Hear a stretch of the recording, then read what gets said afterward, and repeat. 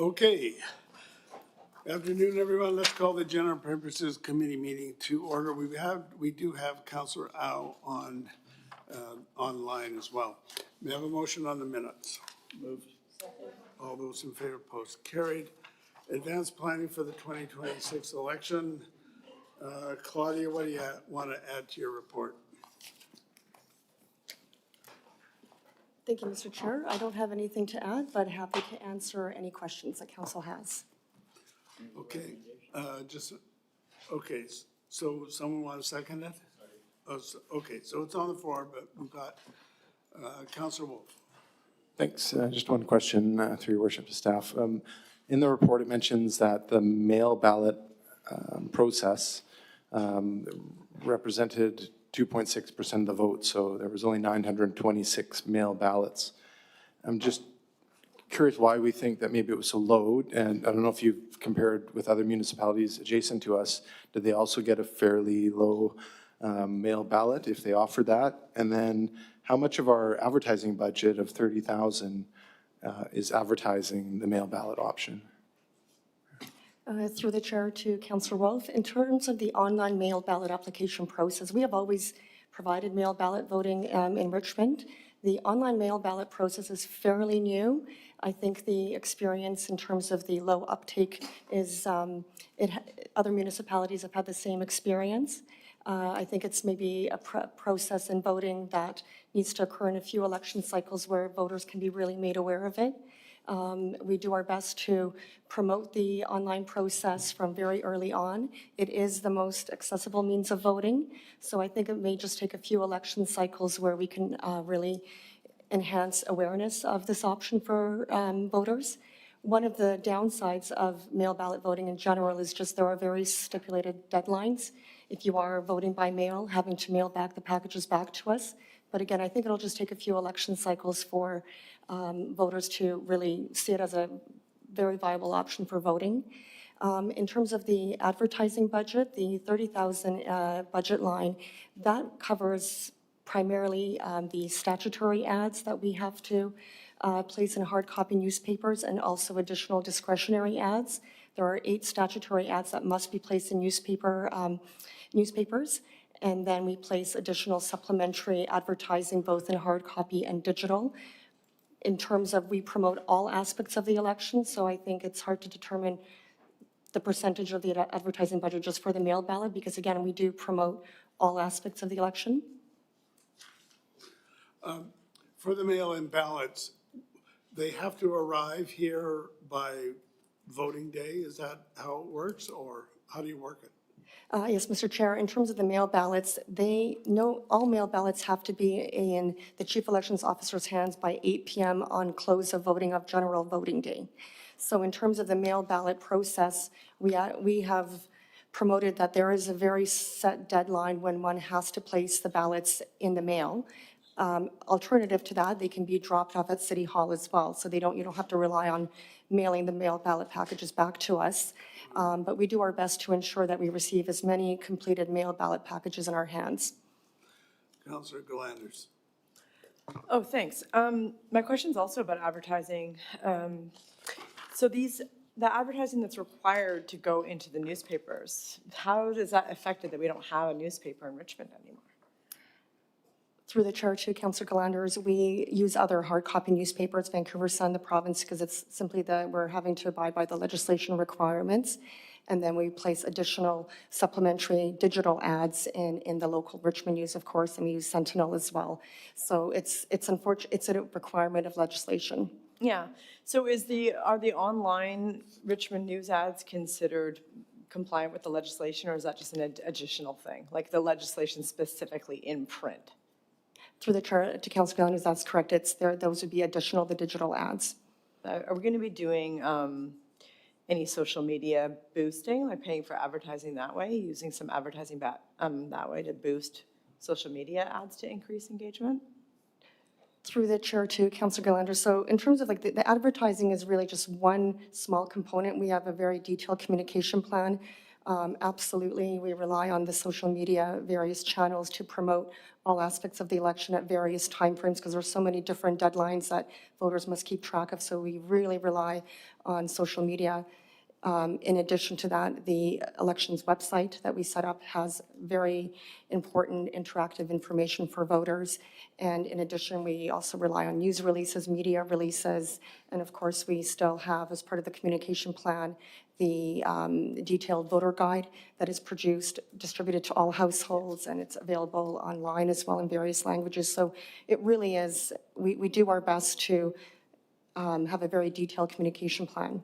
Okay, thanks. And just another comment is, I liked the app, the idea of it. I didn't realize that it was there in the last election, so perhaps promoting that more because, I mean, yeah, only 300 so odd people use it, but, you know, if we can increase that, I think it's really interesting. And so promoting that, I'll definitely be downloading it and checking it out this year. I don't think we should be reducing the budget or giving up on that yet, so thanks. Councillor Day. Thank you so much. With the elimination of the print Richmond News, I think that the detailed voter guide print is so important, more now than ever. Obviously, you're mailing it to every household, which is wonderful, but is there going to be other additional places where people can pick those up? Through the chair to Councillor Day, yes, we do print additional copies and we distribute them in the libraries, various community centers. So we do try and spread out the distribution of that voter's guide because we know it's a very valuable document for voters. So yes, we do print additional copies. Perfect, that's really great, because I've noticed people, they write in the margins if they go to an all-candidates meeting, so those are helpful. So the biggest expense clearly is the $750,000 in salaries. I mean, sometimes when I go to the voting stations, there's like very few people there, like voters, as opposed to staff. I mean, do we have to have that many? Is it required by legislation, or is it just our decision to have that many staff at all the polling stations? Through the chair to Councillor Day, as the report indicates, we are anticipating an increased voter turnout. And in terms of elections, it's really difficult to determine what a voter turnout will eventually become. We want to be always staffed and resourced appropriately so that we can conduct the election appropriately. And in terms of the staffing, on average, we have about 10 to 13 election staff at each voting location. Yeah. And that really does add up. This time around, we are also proposing in the report to enhance the advanced voting, so that'll just simply require more staff. We really do want to make sure that we're staffed appropriately, and we do monitor the voting activity during advanced voting, general voting, and we have moved staff to other busier locations to ensure that, you know, the quieter locations don't just have staff not being busy themselves. So we do monitor that very carefully during the voting period. While it's going on, and I would imagine you're using statistics from previous election to know that, you know, Thompson's busier than Hamilton, for example. You would just know that because you just look at the numbers, right? Through the chair to Councillor Day, yes, because on general voting day, we have divisional voting. So the benefit of that is we know the maximum number of voters that will vote at a voting location on general voting day. So we staff accordingly. We know, like you said, by the past statistics, the busier locations where staffing needs to be higher than the quieter locations, yes. Okay, thanks so much. Councillor McNulty. Yeah, thanks very much. I appreciate the very thoroughness and the comprehensive report and the transparency of the report, showing every aspect of how to conduct an election. This isn't my first rodeo. I've been involved in an election or two, so I just want to make a comment or two on it. People are worried about getting information out. Is not this next year, October 17th, a provincial date? And is not every municipality, township, and city voting on the same day? So is that not published? Yes, that is correct. Oh, so yes. there's an election, so everybody's going to know about it. Okay, good, thank you. I think it's important.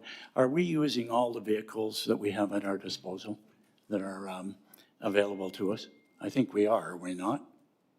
Basically, everything from a mail vote to vote anywhere to those kinds of things. Are we not doing that? and including, I don't think every community does a voter's guide, and to be quite frank with you. So we're using all the vehicles available to let people know and get the information out. Through the chair to Councillor McNulty, yes, we follow a very extensive communication plan where we promote all the various options of voting. We also use the mail ballot voting for special voting. That's where we work with the various care home facilities and enable care home residents who are eligible to also vote by mail. Yeah, no, I remember when we brought that in, and people that were on holidays were sending them in from Palm Springs and some from Japan and what have you. Because each of these items that you've listed has their strength and advantage. I guess I just have one question, contrary to what I've heard. Do you have enough staff? You the said chair. about 700. Is that going to be enough staff to give us the quality election that you have? One thing Richmond can brag about, 10 minutes after the polls close, I know who's elected. Because you get the results are out, and they're all there. And you're probably at poll number 33 by the time I get my computer on, a little slow, and of the 38 polls, and the results are all there. So that's why I'm just asking, you have enough staff? Through the chair to Councillor McNulty, I think the proposed election budget where we are proposing to hire 700 staff, yes, we think that will be adequate. Okay. Now, I guess through your worship, we're going to spend approximately 1.6, and that's why we didn't have a by-election this past time. Will this be posted on the website, this report, as part of the package so that people can look at how we conduct an election? Through the chair to Councillor McNulty, yes, the report's Good. posted, Okay. yes. Well, thank you for a very, very fine report. Thank you. Yeah, and the report goes to council next week. Councillor Glanders, you had a further comment? Yes, thank you, through the chair. I just had one more question, sorry. Thank you also for the report. It is good. When you talked about the polling locations, that they're unchanged from last time, could you possibly just remind me, because there's been so many elections the last 4 years, I don't remember which election there was this big change where like my voting place is normally the school that I can just walk to by my house. And one of the elections we've had in the last 4 years, I had to drive quite far. Like there was a reduced number of polling stations. Was that a provincial election or was that our election? It possibly, because we've had 38 voting divisions on general voting day since 2018. So that has remained unchanged. We have, since 2018, in terms of advanced voting locations, we've just simply added. We had 6 advanced voting locations in 2018, and in 2022 offered 10. It could be also the 2021 by-election. That was a voting at large election. So where if you were normally voting on general voting day at a particular school, that was not the case in the 2021 by-election, because we only had 10 voting locations on general voting day for that by-election. Right on. Okay, thanks. All right, let's call the question. All those in favor? Any opposed? That's carried. Thank you, Claudia. City of Richmond social media accounts. Moved and seconded. Anything you want to add to your report or emphasize? No? Okay, Councillor Day. Did they want to speak first? Okay. So I'm not happy that we're not going to have any Chinese social media accounts. We hired someone last January, and it's November, and we've gotten to this point now. Are we going to eliminate that position, or how are we going to get around this? Through the chair, thank you, Councillor Day. No, we're not going to eliminate that position. We've been very grateful to have that position because it's been very useful. What we did look into was basically how we could go about having Red Note in WeChat.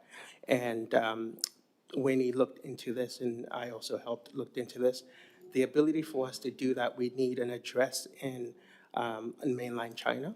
And because it is unable for us to do those things, those requirements, and because of the regulations that they have on those social media platforms, We just feel that it's best for us and also impossible for us to move ahead with having those social media accounts. Okay, well, we've got Chinese newspapers, Mingpao, Singtao. Are you going to be putting advertisements in those newspapers to make up for the fact that we have zero exposure in Chinese social media? Through the chair, to Councilor Day, that is correct. Yes, because we now have that position in corporate communications, we now have better relationships with these organizations, and we are able to do ads and basically also release social media comments that we've seen online on their platforms and basically address them through those organizations. And what about press releases on it? I mean, given that there's going to be nothing in social media in the Chinese community, what about doing like regular press releases to like AM 1320 and ANI and all the different Chinese media groups? Through the chair to Councilor Day, we do social media press releases based on the situation, based on the audience that we believe that will be interested in the specific situation. And when those arise, that's when we make a decision on press releases. So you're playing catch up? Through the chair to Councilor Day, catch up in... And you're waiting till an issue comes up and then you're trying to correct it afterwards? Through the chair to Councilor Day, I would say that playing catch-up, I wouldn't define it as playing catch-up. It just basically depends on the news of the day or what we have to say about a specific thing. It could be an event that's happening here in Richmond, but we do press releases that's specific to the audience and specific to the time and place. Yeah, over half of our community is Chinese or speaks Chinese, and we're not getting the message out to them near enough. And that's how we get into the pickle that we've been in the last year. And I think if we're not going to get out ahead of the issues, it's way harder to catch up than it is to get out way, way, way, way ahead and start explaining things. And so that they've lost, trust in the city, and we have to fix that. And I don't think we're doing that right now. Through the chair to Councilor Day, we do have relationship with these Chinese media organizations. We do grant them opportunities to come talk to us in interviews whenever we do think that we need to do that. Councilor Wolf. Thank you, Your Worship. Just two questions. One, to follow along Councillor Day's line there. So I know you did your municipal scan of what different social media are used by our neighboring municipalities. So I'm assuming that from your point of view, none of them are using RedNote or WeChat. Through the chair to Councilor Wolf, that is correct. Okay, and then you had mentioned that you have to have an address in mainland China to do it. But I've gone to many events where, like in Richmond, where on tables, groups of people will have advertisements saying, join us on RedNote or WeChat. So does that mean that any individual or any group who lives in Richmond, operates in Richmond, also has an address in mainland China to be able to do this? Through the chair to Councilor Wolf, so some of these organizations have specific businesses that they use that do have maybe a business in mainland China that they can use to register those addresses. Okay, thanks. I'm not familiar with them, so thank you. My last question comes in regards to implementing WhatsApp. Now, I use WhatsApp for different things than what I think you're anticipating using it for. In the summary here, it says it's be a tool for emergency alerts. So that would be like when there's been alerts in the past, I think it comes through the ministry at the provincial level, a message on our phone through our message app. This would be something that individual Richmond users would be added to the WhatsApp group, and then they wouldn't be messaging to the city, they would only be receiving messages from the city. Through the chair to Councilor, if that is correct. So there are different ways where we could set up WhatsApp. We could set up as a two-way communication line towards basically the public, or a one-way communications line. That is correct. Councilor Galanders. Thank you, Your Worship, through you to staff. Thank you for the report. I had made this referral back in the spring, and then it was amended to include all of this, social media reporting back. And just regarding the Blue Sky versus Twitter, I've noticed that we've been posting more, like equally on both platforms recently, but last spring it was still maybe 1 or 2 to Blue Sky versus 7 to the city of Richmond. But you've mentioned that the Blue Sky's improved its scheduling, so that makes sense that you've been able to schedule some posts, so it's going out the same. You know, it's unfortunate that we don't have, that Blue Sky doesn't provide the analytics yet, that you can't see what the actual engagement is, because I'd still challenge the idea that because we've got this 10,000 followers on Twitter, I don't see them being active followers. We're not really getting any engagement.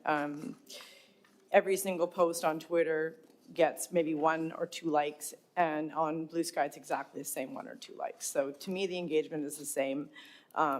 I would have liked to have seen more of a, like, hey, did you know we're on Blue Sky? And just like putting it out there to try to increase the following a little more. Haven't seen that, but we did get an increase of 311 users, I guess, in September. So that is a good sign. I was have a new phone, and I didn't have my Twitter on it, so I haven't been looking at it for the last month.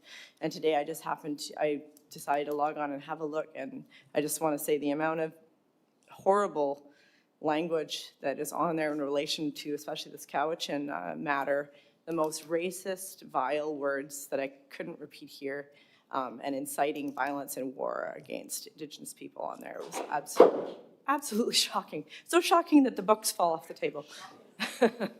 It's okay. Anyways, so it's just, you know, it's just such an awful platform right now, but I understand why we're keeping it. My question about, I agree. I mean, the rationale around the Red Note and the WeChat makes sense.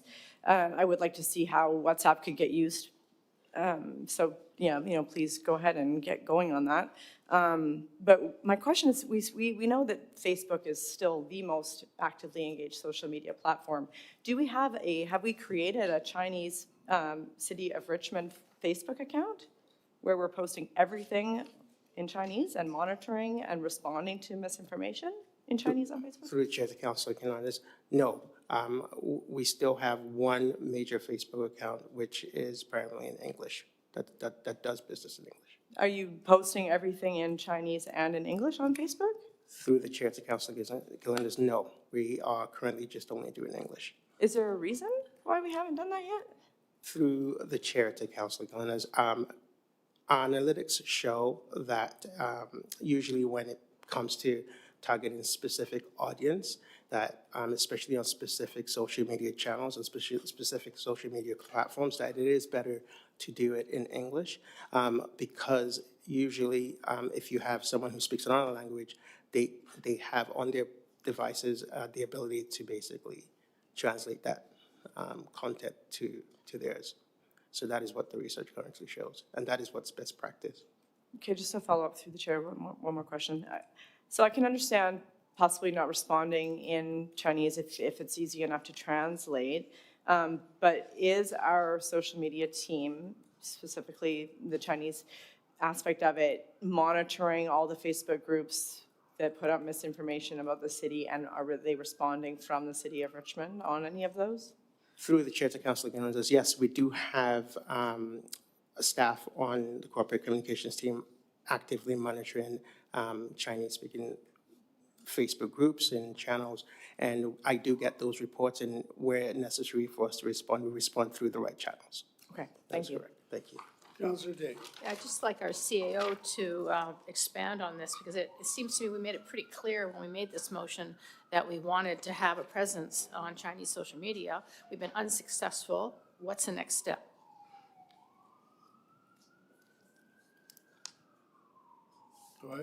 Go ahead. Thank you. Through the Mayor to Councillor Day. Yes, we are working with the team. I think it's important to expand a little bit around the work that our Chinese social media or Chinese communications coordinator is doing, and that is being proactive in terms of where the issue warrants it, like we would with all issues, come up with a communication plan that targets the appropriate media, whether that be Chinese, English, or otherwise. So, and we do have other languages spoken in our community as well, and so we're focusing across all of those when we have an issue, and in advance laying out our communication plan. In terms of social media, I think what I just heard, but I want to reiterate, is that we do have staff monitoring Chinese social media, responding immediately when it's appropriate, responding through channels that we have available to us, and that is happening. We are also getting excellent traction on having our Chinese language staff speaking directly to Chinese language publications and radio as well. And so that has been a big change in our level of service in corporate communications and engaging with our Chinese community. We're going to continue to work on that. I'm happy to hear about the WhatsApp approach, which just came to us in the past couple of weeks.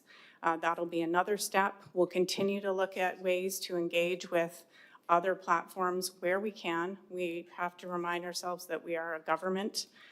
We have employees, we have obligations to them as well, and we'll continue to do whatever we can within reason as a local government. And what about the Chinese Facebook account? Yeah. Through the Mayor to Councillor Day, the response given, which has been in my experience as well with Facebook, is when people get fed a post in whatever language, it's also translate here. And so it just gets translated to you, depending on what language you're reading that media, that Facebook media in. So it comes to them that way. All right, let's call the question then. All those in favor? Any opposed? That is carried. Thank you, staff. Someone move adjournment? Okay, we're now adjourned and we'll go into the Finance Committee. Do you have the agenda for that? Call that to order. May I have a motion on the minutes? Moved and seconded. Any discussion? All those in favor, opposed, carried. Then we've got the two items, the district energy utility rates. Who's going to speak to that? Okay, Alan, it says Alan here. Alan's not here? No, I'm acting for Alan. Okay. What did you want to tell us? Is there anything in there that you want to explain or emphasize? Nothing to emphasize, Your Worship. All right. So that's moved and seconded. So we'll start with Councillor Day. Yeah, thank you very much, Mayor Brody. Thank you for the report. On Fin 17, I noticed there's a map with the Oval Village neighborhood service area, and the Oval's not in that, inside the red line as being a service area. Why is that? So the oval was built before the service area was created, but we're actually exploring connection to the oval, but we don't have any recommendation at this point. Okay, so I thought maybe they magically had some kind of solar system so they didn't need it, but it was just because they were built first. Correct. Yeah, okay. And then I see on Fin 9 that we're postponing the sewer recovery project because of costs. When are we postponing it till? Through the chair to Councilor Day, at this point, we postponed the start of the project to next year, based on the market right now, just to connect in time for the next developments coming online in that area. So kind of waiting till the demand is there type of thing? That's correct. Yeah. That makes sense. And then I see that Corex requested a 5.25% increase, but staff is recommending a 4%. Is that going to cause any problems with Corex? Through the chair to Councilor Day, no.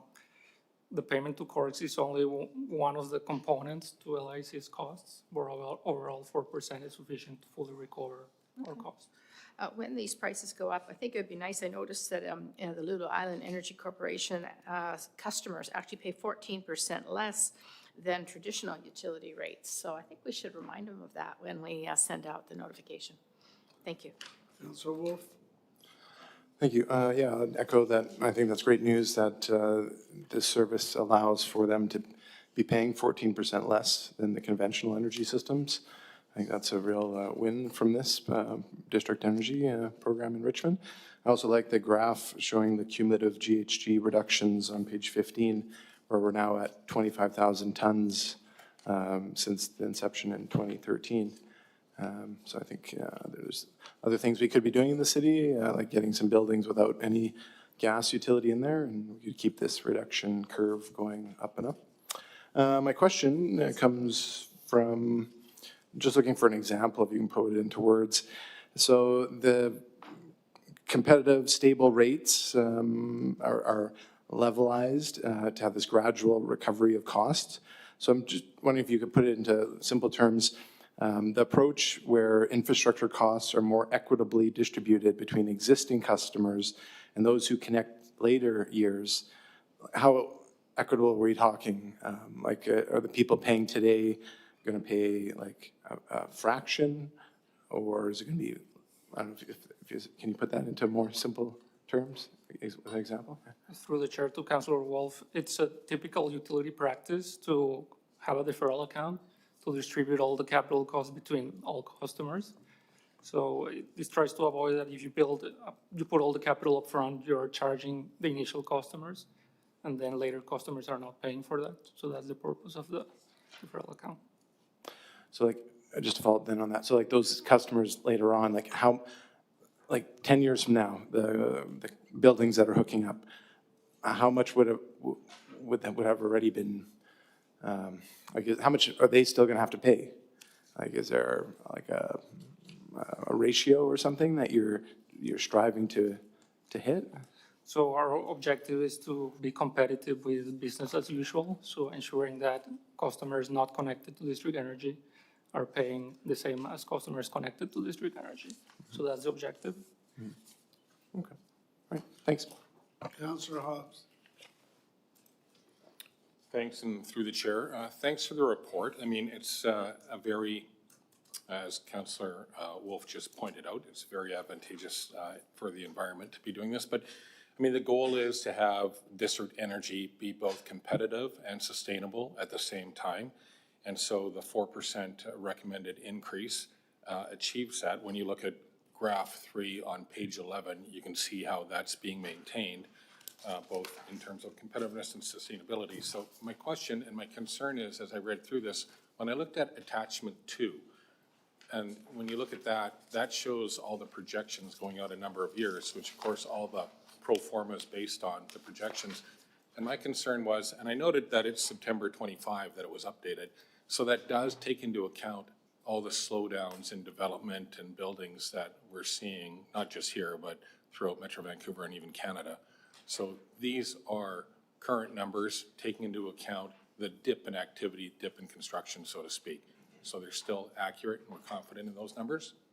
Through the chair to Councillor Hobbs, that's correct. This model is continuously updated, and this last update includes all the estimates of development slowdown by talking to developers and planners.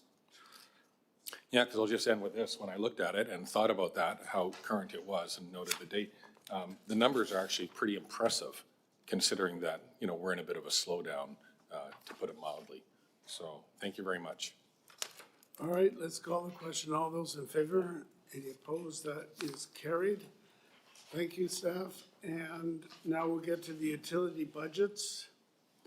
We got various staff coming up for that one. And what I've done in the past is what I suggest we do is we'll just go, there's 4 different sections: water, sewer, flood protection, solid waste. We'll just go one to, you know, and have any questions, any comments, any questions on each component. So, any introductory remarks you want to make or anything to emphasize? The only thing, thank you, Mr. Chair, is that the Metro Vancouver Board approved their 5-year financial plan last week, which this report was based on the rates from. So I can confirm that they are up to date and confirmed. Well, yeah, and most of the increases are because of Metro Vancouver and their various components. That's correct. Okay, so the first one is water. Any comments you want to make? You're recommending option 2. Yes, Mr. Chair. Metro Vancouver's rates are increasing by 6.4% for water, and their costs account for 58% of the city's water utility budget. If you like, I can run through the three options for water.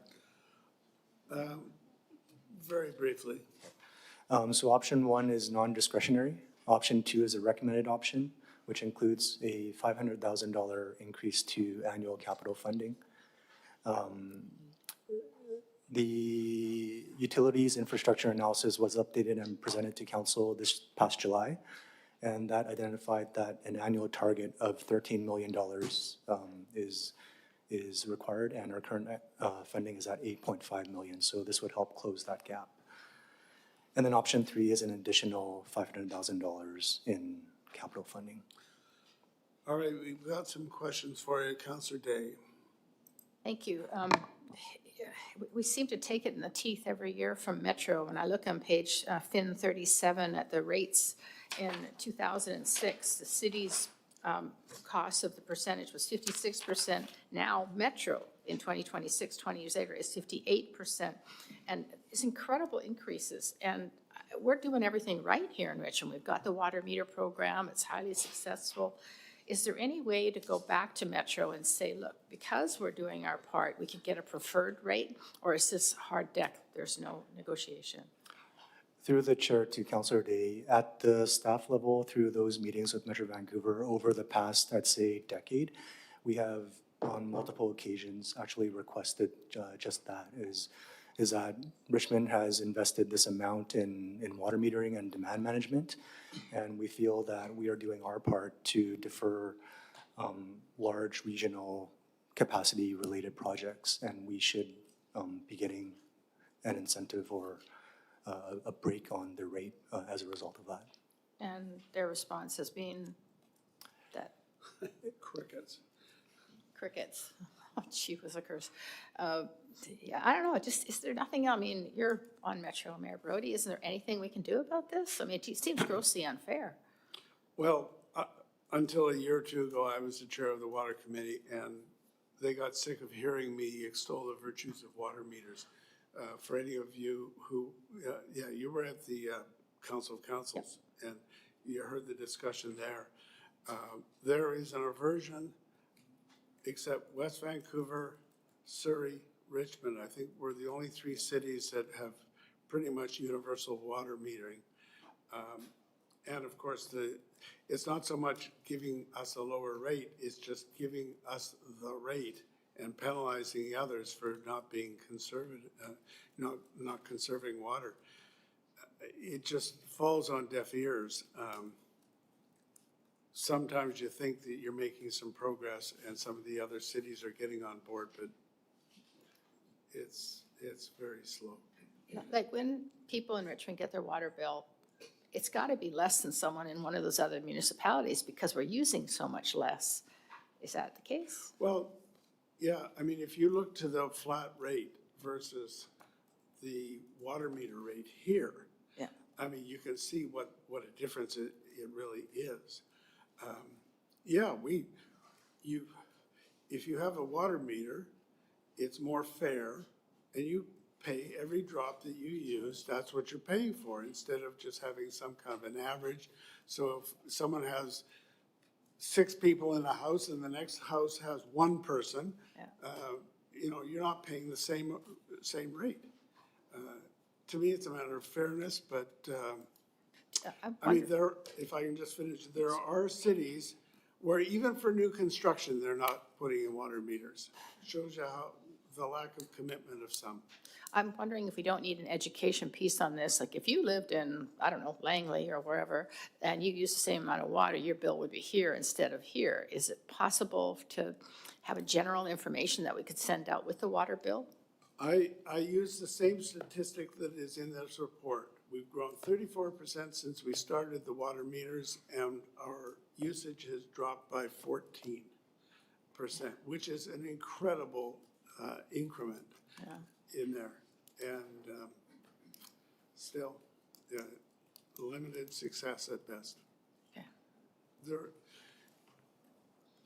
we hear of counselors who go and advocate, especially newer counselors, they go and advocate to get the meters, but we don't see much. Counselor Hobbs. Thank you, and through the chair. Well, we do live in a metro world, so thanks for the report and the information. The report stipulates a 6.4 increase by Metro Vancouver, and we noted 58% of the city's budget. Later on in the report, it talks about 6% plus the city's 2.8%. So can you just explain a little bit why, like on page 3, it's talking about 6.4% Metro Vancouver, but when it gets worked out, it's actually down to 6% in the recommendation? Or is there a quick answer for that? Through the chair to Councillor Hobbs, the 6.4% is on their bulk water rate. When we apply the projected consumption, and there's other factors that also increase the overall budget, like the city expenditures as well, which I should note that for the non-discretionary is below CPI. At the end of the day, the recommended option for water results in a increase to the water rate of 8.8%. 6% of that is as a result of Metro Vancouver, and only 2.8 is a result of city increases. Right. I think our non-discretionary was about 1.3 or something, right? So it was quite low. I might have that number wrong, but it was 1.7, yeah. So that was on the low side as well. And the mayor mentioned, our consumption being minus 14% since 03, even though the population's gone up 34%. So that is something to make sure that everybody knows, because it's quite remarkable, actually, that you'd have those two numbers together. The $500,000 that's included in the recommendation for infrastructure, I'd just like you to comment a little bit on why that's important, because and what might be handy actually is to give an example, if you have one readily available, of what that might be, like old pipes, for instance, being replaced. That might be one of the infrastructure projects, because you mentioned in the numbers, our reserve is at about 8, I think, and the projected requirement is around 14. So putting money away now is probably a wise thing for later on. But can you give an example of a water pipe or water infrastructure example that we'd use in Richmond that money would go towards?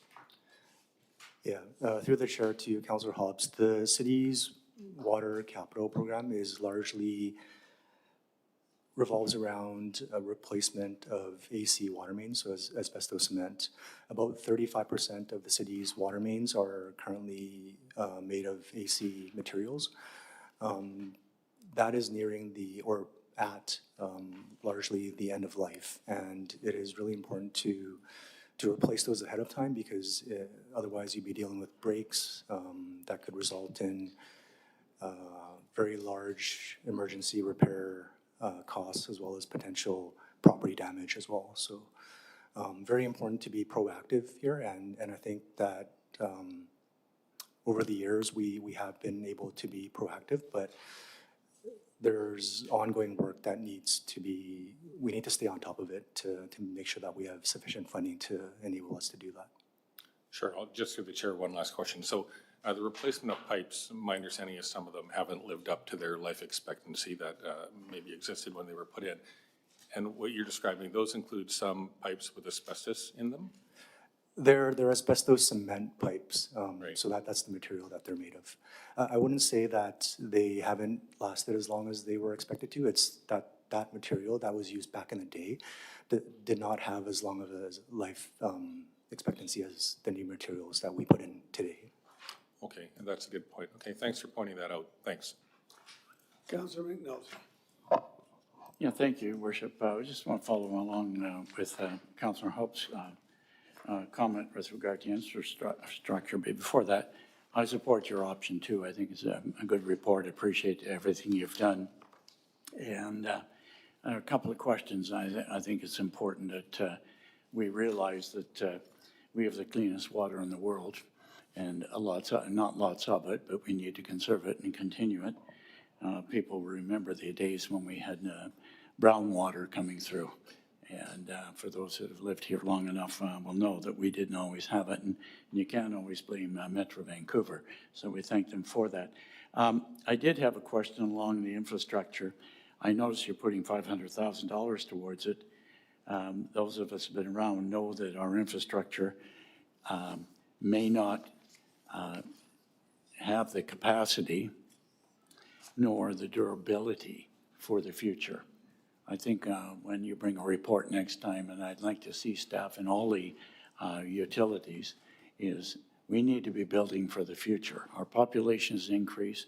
We're doing great things by not utilizing the volume of water, okay, and bringing it down, and it's because of water meters, and that's a good thing. But when you say 35% of the water near the end of life, I'm looking 500,000 probably isn't enough. And I also look at the provisional balance that we have in the water account at 15.8 million, which is really very little. Should we be looking at something to increase these kinds of things in all jurisdictions here? Do we have enough money to continue on with what we're doing for the same level of service and the same quality that we enjoy now? Through the chair to Councillor McNulty, I would say that we have been able to effectively manage our utility system with the council-supported and endorsed programs and initiatives that we have been able to implement to date. That has enabled us to really be proactive. We're managing our usage. It's gone down despite our growth. So all that has enabled us to position our system at where it is today. But there comes a time where the efficiencies that you're going to get with demand management start to diminish incrementally. So it's important to ensure that we consider what was presented in the aging infrastructure analysis. And I realize that there is a gap in funding over the long term, 100-year horizon. So it is important to make progress towards closing that gap. I mean, that's something, Your Worship, could be brought up at Public Works as a referral to staff to look at the aging infrastructures of the 4 areas, or 3 areas in, especially sewer as well, and I'll make a similar comment later along the way. I thank you for the report on the water. I think it's good. One of the things I was suggest, our colleagues mentioned Metro Vancouver. Maybe they should be charging more for to those communities that don't have water meters. Maybe that'll spurn something up and give it, because I think eventually we're gonna have to, with the millions of people, they're talking 4.8 million people in here by 2050.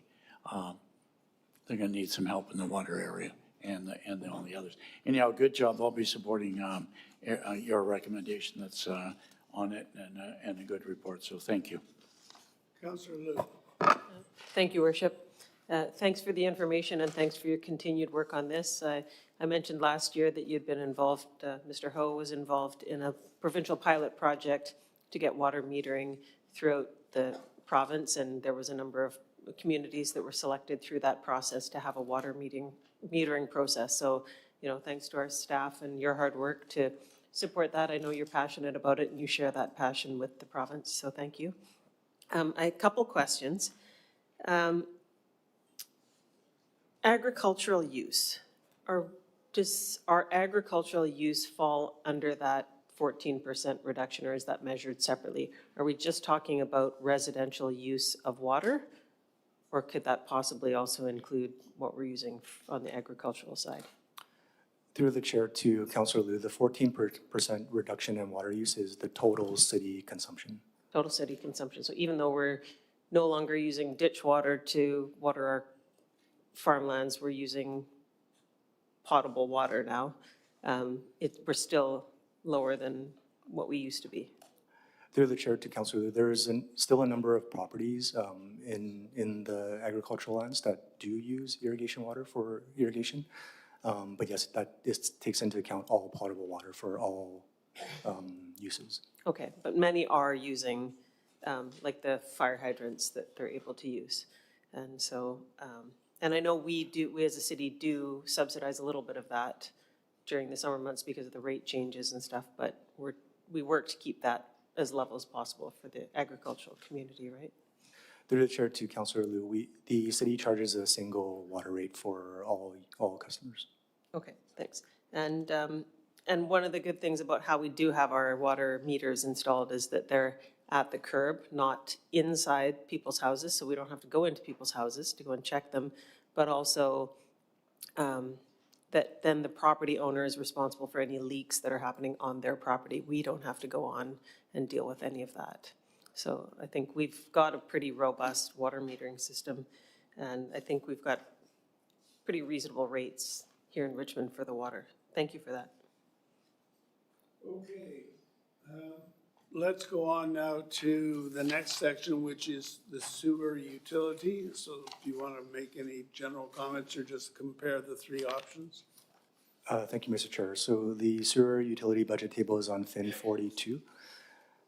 Metro Vancouver's charge to Richmond this year is increasing by 9.5%. And Metro Vancouver's costs account for 76% of the city's sewer utility budget. Going through the three options again, option one again is non-discretionary. Option two is the recommended option, which includes a $1 million increase to capital funding. Per the Provincial Housing Bill 44 extension that the city received, we are committed to completing rehabilitation of the Steveston sanitary system by year 2030. So the need to increase capital funding to deliver on that project within that timeframe is there. Side benefit of increasing the capital funding is, again, the aging infrastructure analysis for utilities identified that for sewer, the target funding is at $14.7 million, and our current level of funding is at 7.3. Option three includes an additional $500,000 in capital funding, as well as a contribution towards an electronics technician position. Okay, comments, questions, Councillor Day? Thank you so much, Mayor Brody. Well, we certainly can't do without this one, can we? As much as people are going to be complaining about the increases, everyone needs a working toilet. I'm a little surprised that we're going to go, according to Fin 44, in 2026, it's going to go up 9.5%, and in 2027, 10.7%, and then the following years, 4.4, 2.7, and 4.2%. Those are big increases. And I know they were putting extra money aside for the new infrastructure. I think when we send these bills out, we need to explain what we're doing, because it's going to be sticker shock, I think, for a lot of people. I do have a question, though. Like with property taxes, you can defer them if you're a senior. You can't do that with utilities, can you? Through the chair to Councillor Day, no, you cannot. Yeah. Okay, I think it's going to be a hit for a lot of people, but I'm not sure we have any choice. Thank you.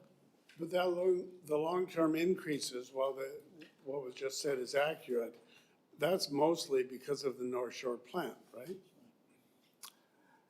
Mr. Chair, the North Shore plant funding strategy, at least the impact to Richmond, involves annually $11.9 million for 15 years. So that's not changing from year to year, or we're not told that it will change. So the increases is a result of any other projects that Metro is undertaking. All right, Councillor Hobbs.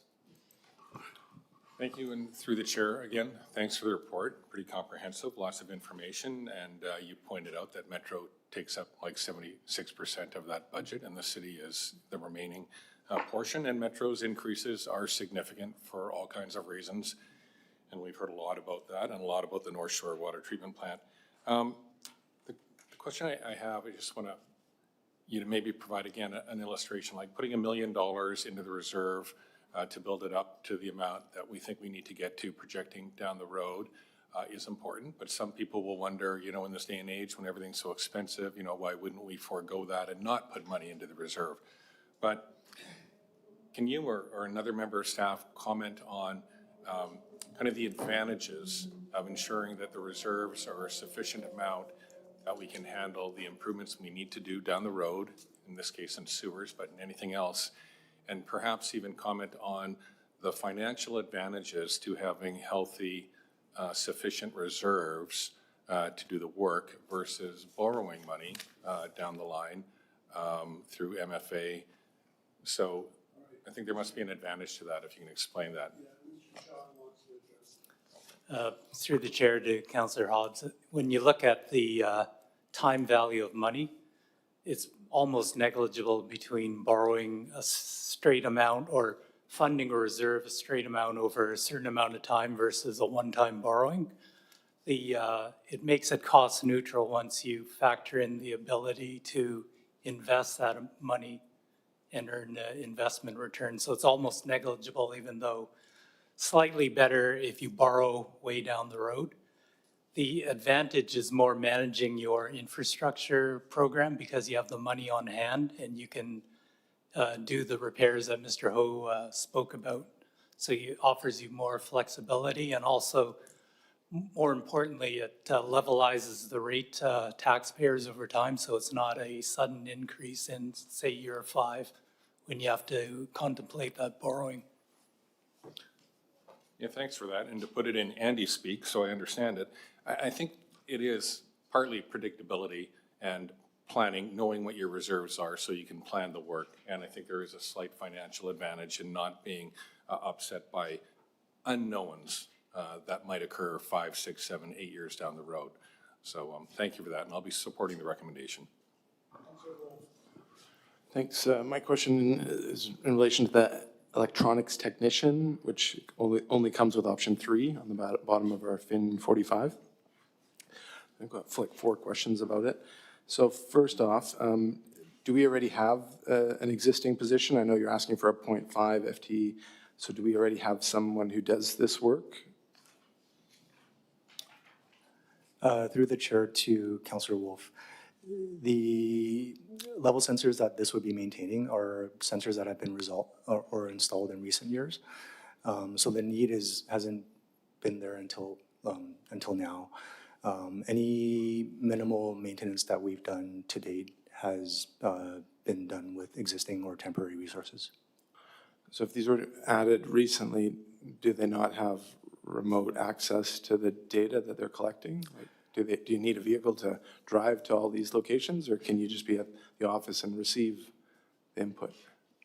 Through the chair to Councillor Wolf, this is more for the maintenance of those sensors as opposed to accessing and reading the data. And again, because they're recently installed, do we foresee the need to maintain them now? Like if we were to put this off, like what happens if we don't fund this now? We just won't maintain them until a future position is in place. Is that correct? Yeah, through the chair to Councillor Wolf, it's more for proactive work, which would be beneficial to reduce any future maintenance costs. But again, it's not the recommended option as we're trying to minimize the rate increases. Thanks. Through your worship, just one final follow-up. I've toured the Lulu Island wastewater treatment facility a lot of times, and I look at the staff there with multiple screens looking at all this data. I wonder, do the staff there, I know they're not city staff, but do they do any like overlap with our city staff, or are they just based on site? Or do they support maintenance, detection, preventative problems anywhere outside the actual treatment facility? Through the chair to Councillor Wolf, they would be working solely on Metro Vancouver's assets. Which would include the pipes that go underneath our roads, like Gilbert? The trunk system, yes, not the city's sewer distribution system. Okay, I guess my just final thought on this is, like there was that leak of the sewage, one of those atmospheric rivers, I think it was Gilbert, was it the main trunk? I'm just wondering, would this position, would have been any benefit to that? Would have it detected something and prevented that leak? Through the chair to Councillor Wolf, very unlikely. Okay. Thanks. I'll be very brief, Your Worship. I want to follow up on the comment about the North Shore water treatment, wastewater. At Metro, we voted for fairness $10 per household to be contributing towards their dilemma, if you wish. I don't see it on page 42. I see a North Shore wastewater treatment plant levy, but for option 1, 2, and 3, I don't see any monies. Is that $10 included in this? Through the chair to Councilor McNulty, so the $0 is a $0 increase. That amount is staying at $11.9 million for 2026. So it's there? It's there. It's there. Okay, and again, on my comment with infrastructure, I was just looking in terms of the sewer only has $10 million in its provisional budget, if anything should go on any upgrades that we want to go. And the whole provisional area is $43 million for 4 utilities. And we have an overall net budget of $181 million. I think it's something, Chair of Public Works, I'll put it on the agenda and have a look at that and to build for the future and at least get a printout of what it looks like. We keep talking about, well, next year it's going to go up to 6% or 5%, et cetera. Well, there are reasons why, and I think we need to understand that. So I just put that on. I will support the option that staff are recommending it. Again, a good report in this area. Thank you. Okay, we move to flood protection. What are your comments for that? Thank you, Mr. Chair. So flood protection is on FIN 50. I'll just go over briefly the 3 options. Option 1 is non-discretionary, and that includes increases to the annual capital funding for the accelerated flood protection program. Option 2 is a recommended option, which also includes $49,000 for level sensor maintenance. As part of the 2025 utility budget report, that identified an approximate need of $100,000 for this need, half of which was approved as part of phase 1 last year. So this is for the second phase. Option 3 is the contribution towards an electronics technician position, which is shared with the sewer utility. All right, Councilor Wolf. Thank you, Your Worship.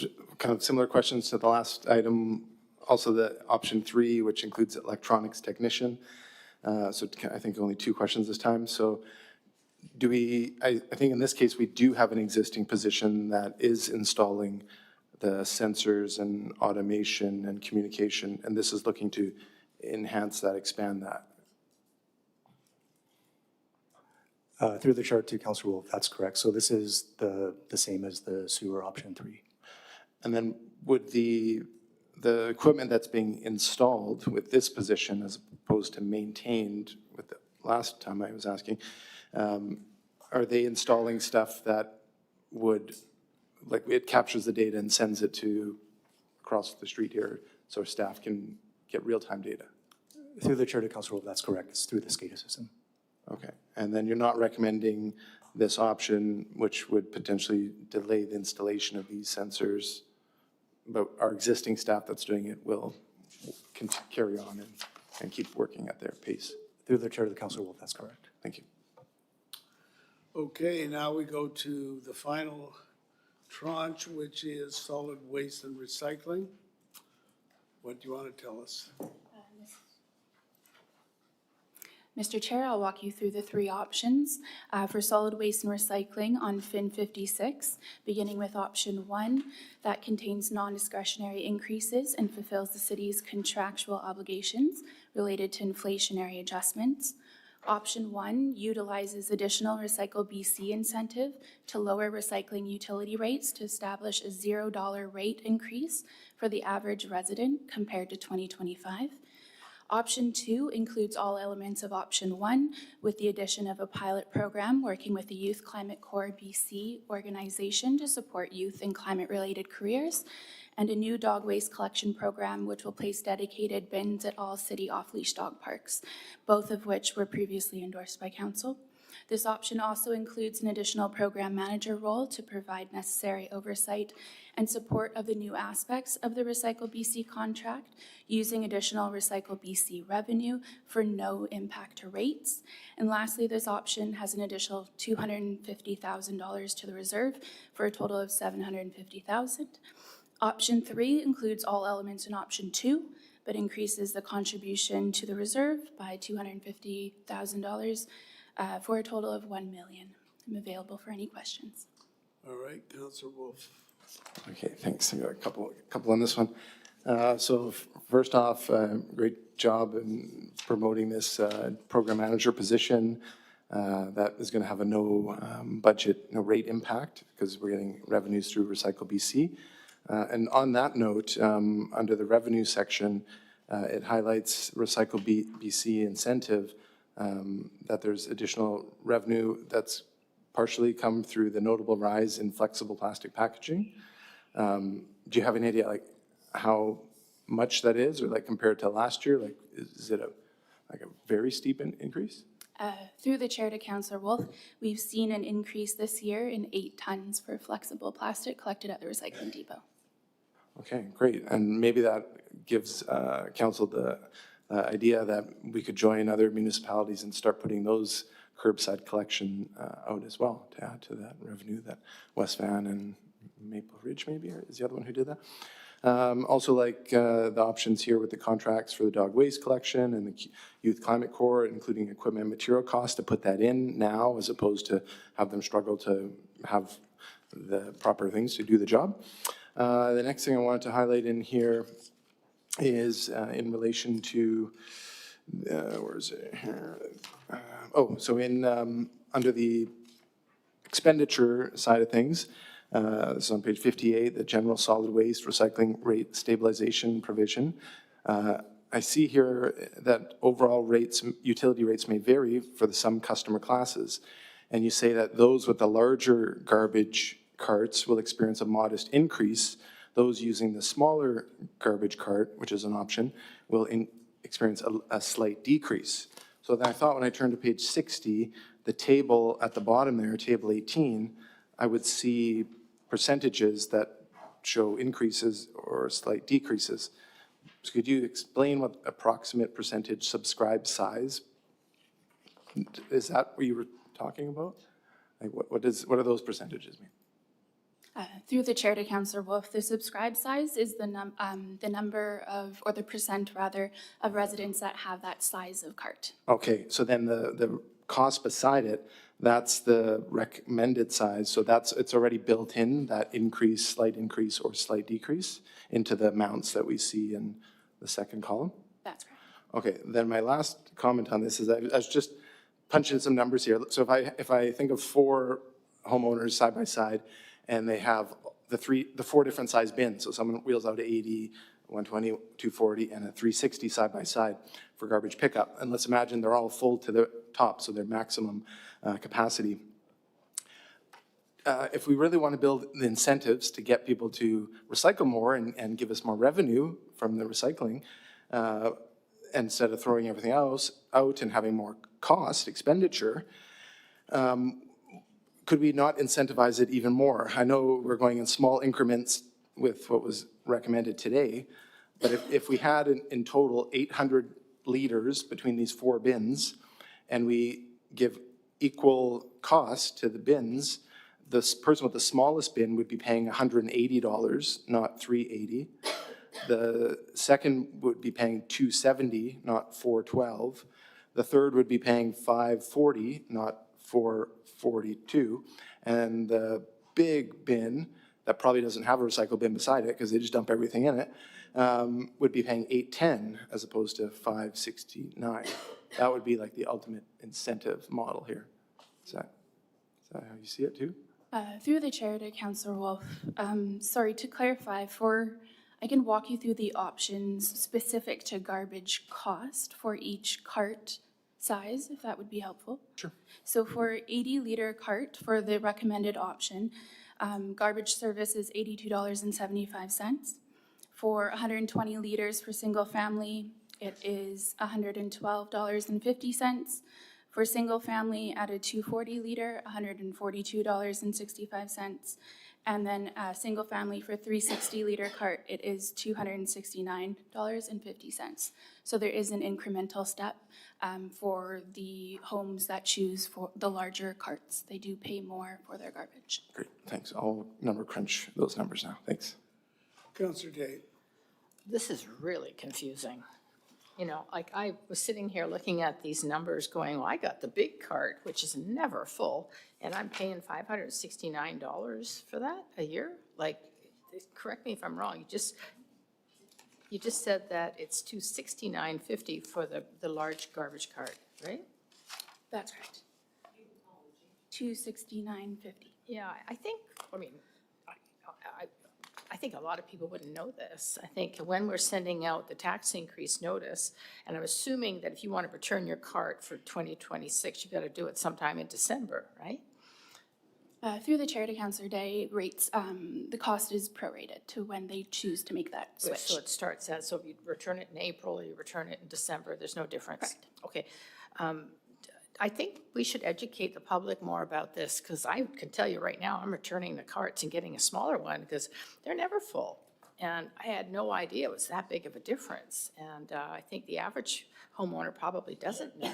So when we, before the, when we send out the bills, I think we should educate people, want to lower your cost, get a smaller bin. As if you're not, I mean, I've got almost no garbage. I mean, it comes every 2 weeks and it's still not close to being full. So it just seems to me that we could do a better job of educating the options, especially when you've got that senior who's had the same bin for God knows how long, and they've been paying diligently every year and really not getting very good value for their money.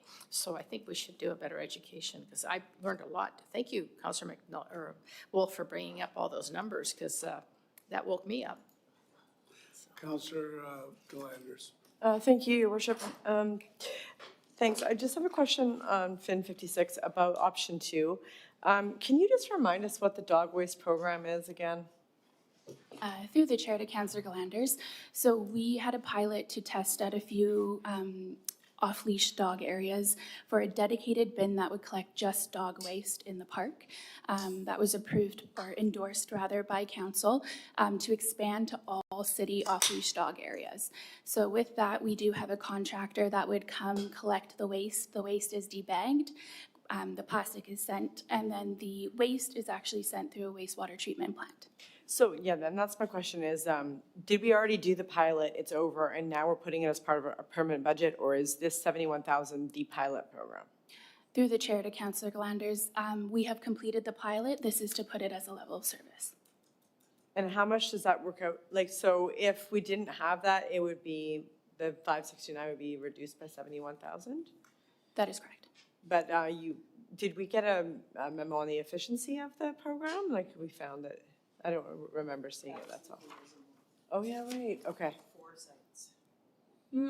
Okay, all right, thank you. Yeah, maybe you could, if there was a memo or a report or something, maybe you could circulate that for next week. Sure. Okay, my suggestion on this, those are the 4 sections. Let's have a motion as recommended, and then if anyone wants to make an amendment, we can do it from there. Okay, so it's on the floor. Is anybody wanting to make any changes to it? Okay, Councillor Liu. Sorry, I don't want to make a change. I just Well, want, you can I just comment wanted a or bit make a more change. clarification back on FIN. I think it's 54. I think we talked about the commercial rates for flood protection. So if we look at the bottom, largest ICI above 500,000 square meters, it's almost going to double. And I know it does put it in line with essentially, it takes your large ICI if you're 100,000 square meters, and if you times that by 5, you'd essentially get around $50,000, $60,000 a year. But it is going to be sticker shock to those guys when they get their bill and it nearly doubles. So what are we going to do when they come after us with their pitchforks? Through the chair to Councillor Liu, there are only approximately 3 properties in that class. And those are really large, like they're. Those are the airport. port, Okay, so yeah. they're probably not even paying it into this, they're paying it through PILT anyway? In some cases? I believe it's separate. Okay, thank you. Councillor Day. Yeah, so I'm looking at the numbers as we add this up just for 2026, and option 2 for water is going to go up 6.4%. Option 2 for sewer is 9.5%. Option 2 for flood protection is 11.8%, and option 2 for solid waste and recycling is between 1 and 3%. Am I getting all that right? So what does that add up to for like the average single-family home or an average townhouse to, how much is the bill going to go up in 2026? Through the chair to Councillor Day. So the total utility rates are on FIN 63, which identifies the percentage change. So for example, single family, the proposed 2026 rates is an increase of 8.4%. Dollar-wise? $175.30. Okay, so they're getting value for their money at $175. Okay, good, thank you. All right, we'll call the question then. All those in favor? Any opposed? That is carried. So we're now adjourned, and I will call the closed General Purposes Committee meeting to order. May I have a motion on closure, compliance in the agenda?